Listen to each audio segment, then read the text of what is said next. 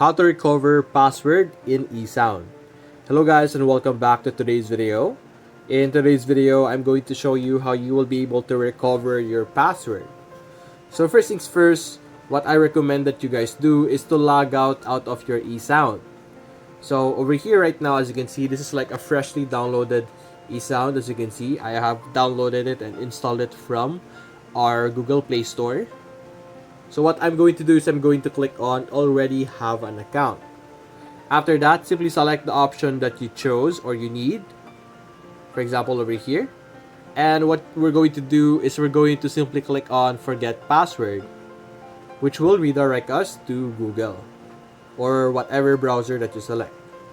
And over here, what you're just basically going to do is you're going to enter your email that you have used for your eSound account, and what it is going to do is it's going to send you a verification email which will be sent to your Gmail that you could now then use to remove or change the password of your eSound account.